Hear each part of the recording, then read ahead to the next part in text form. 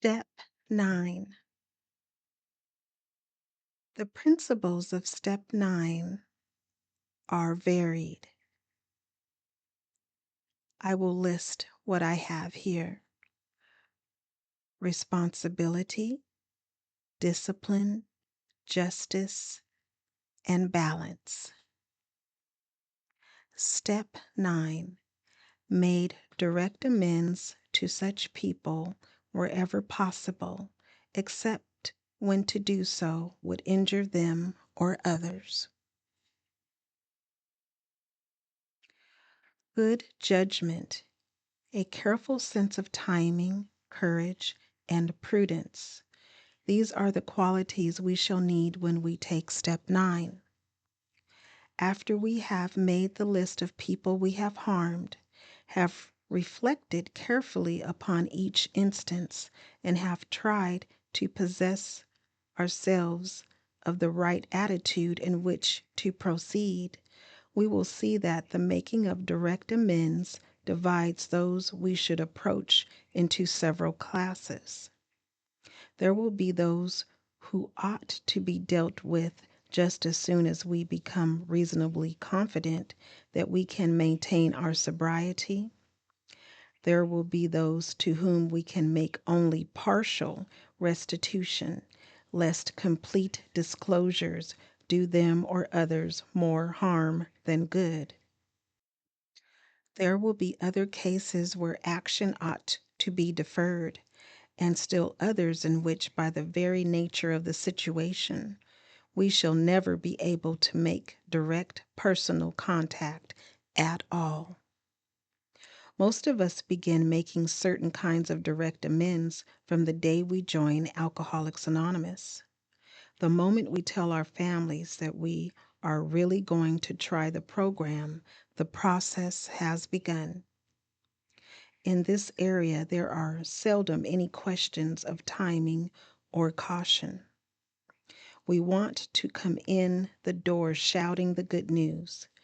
After coming from our first meeting, or perhaps after we have finished reading the book, Alcoholics Anonymous, we usually want to sit down with some member of the family and readily admit the damage we have done by our drinking.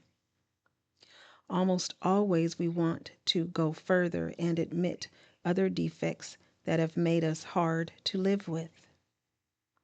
This will be a very different occasion and in sharp contrast with those hangover mornings when we alternated between rivaling ourselves and blaming the family and everyone else for our troubles.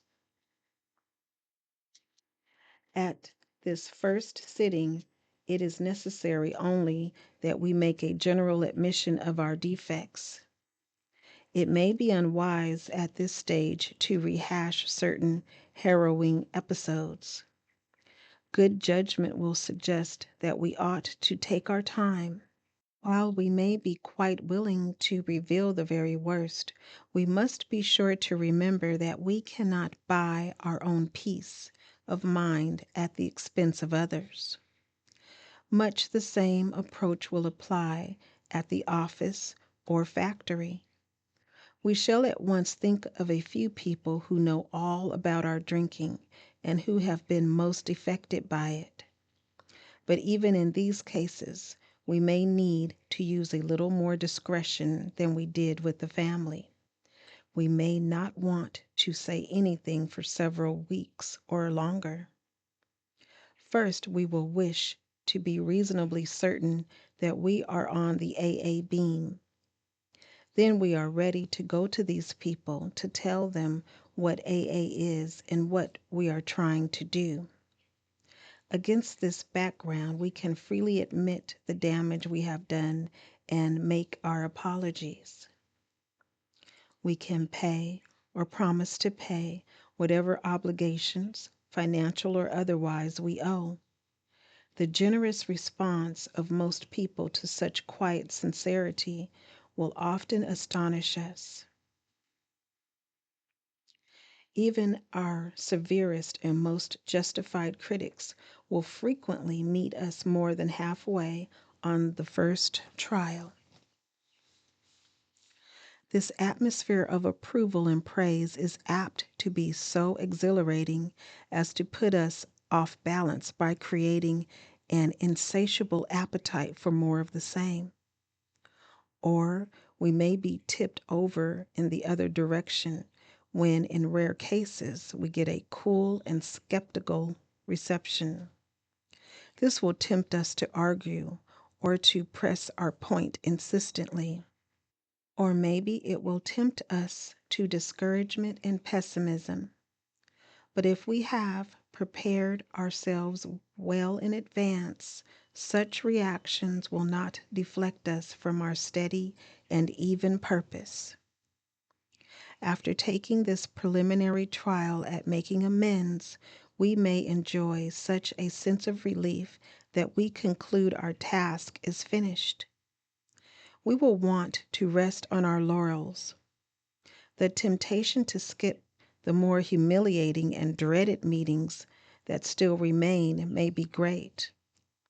We will often manufacture plausible excuses for dodging these issues entirely, or we may just procrastinate, telling ourselves the time is not yet, when in reality we have already passed up many a fine chance to right a serious wrong.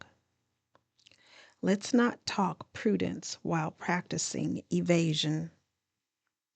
As soon as we begin to feel confident in our new way of life and have begun, by our behavior and example, to convince those about us that we are indeed changing for the better, it is usually safe to talk in complete frankness with those who have been seriously affected, even those who may be only a little or not at all aware of what we have done to them. The only exceptions we will make will be cases where our disclosure would cause actual harm.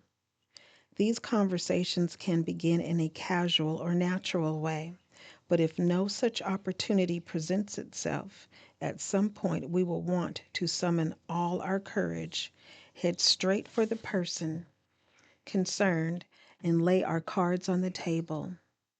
We needn't wallow in excessive remorse before those we have harmed, but amends at this level should always be forthright and generous. There can only be one consideration which should qualify our desire for a complete disclosure of the damage we have done. That will arise in the occasional situation where to make a full revelation would seriously harm the one to whom we are making amends, or quite as important, other people.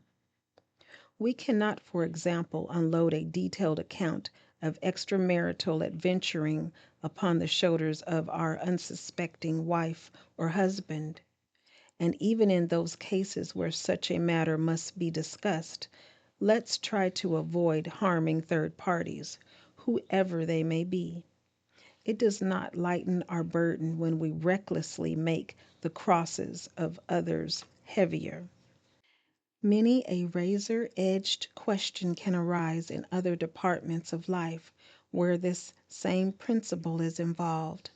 Suppose, for instance, that we have drunk up a good chunk of our firm's money, whether by borrowing or on a heavily padded expense account. Suppose that this may continue to go undetected if we say nothing. Do we instantly confess our irregularities to the firm in the practical certainty that we will be fired and become unemployed? Are we going to be so rigidly righteous about making amends that we don't care what happens to the family and home? Or do we first consult those who are to be gravely affected? Do we lay the matter before our sponsor or spiritual advisor, earnestly asking God's help and guidance? Meanwhile, resolving to do the right thing when it becomes clear, cost what it may? Of course, there is no pat answer which can fit all such dilemmas, but all of them do require a complete willingness to make amends as fast and as far as may be possible in a given set of conditions. Above all, we should try to be absolutely sure that we are not delaying because we are afraid. For the readiness to take the full consequences of our past acts and to take responsibility for the well being of others at the same time is the very spirit of step 9. Please share, subscribe, like, but most of all, be the you that you are created to be, and to remember that you are not alone and that recovery is indeed possible, one day at a time.